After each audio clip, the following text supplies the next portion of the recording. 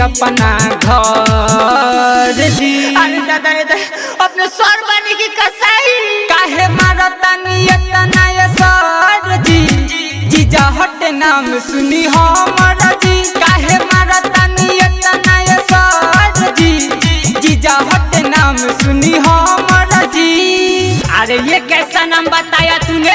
मैं तुमसे तो नाम पूछा एडमिशन करने के लिए और तू जीजा बोल रहे। अरे सर जी हम जीजे नाम हमर दे। त्रिलोकी रिकॉर्डिंग स्टूडियो हलोई चौक कन्हैया नेपाल। काहे मारतानी इतना ये सर जी, जीजा हट नाम सुनी हमर जी, हमर जी। मानी बतिया हमार हो, करे लोगवा दुलार हो। आज तक ले कोनो हाथ न लगल सर जी, अब कितना मारम छोड़ना दी।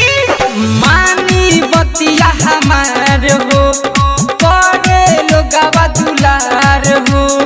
मरल जे पानी सुनी जे माई दी गाड़ी से तार हो। भइल कवन गलती बताई हो, करतनी काहे पिटाई हो। अब कवना कसूर के दे तनी सजा मास्टर जी। हे सर जी काय मारतानी रउआ पतिया सुनते नहीं कि खाली मारतानी। अब तुझे और मारूंगा, ज्यादा बोलेगा तू। ए सर जी काय मारतानी छोड़ी ना। हमर नाम जीजा मतलब हम हई जीजा। ना ना ना बनो हमर नाम जीजा ह। काहे मारतानी इतना ये सर जी, जीजा हट नाम सुनी हमर जी। काहे मारतानी इतना ये सर जी, जीजा हट नाम सुनी हमर जी। हाय बा हटा मत ना मारी। डीजे विकास रीगा सीतामढ़ी। त्रिलोकी रिकॉर्डिंग स्टूडियो हलोई चौक कन्हैया नेपाल। काहे मारतानी इतना ये सर जी, जीजा हट नाम सुनी हमर जी, हमर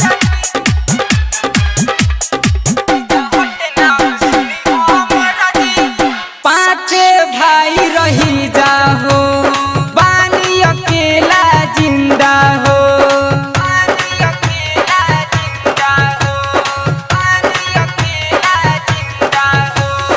पांचे भाई रही जाहो, बानी अकेला जिंदा हो। एही से सभे कहे लोगवा हमके जीजा जीजा हो। सुना निरंजन कान खोल के, कहीं असल मान मोल के।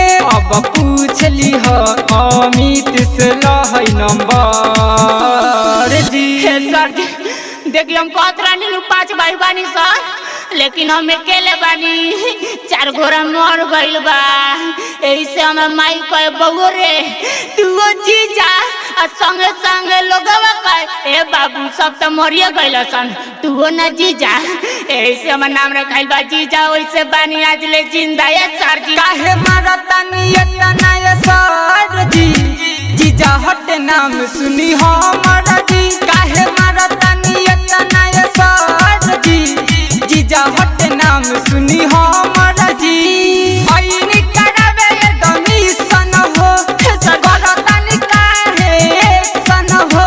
अब छोड़ दी हमके जाए दी अपना घर जी। अब छोड़ ना दी सारा लड़का देखो तारा सब।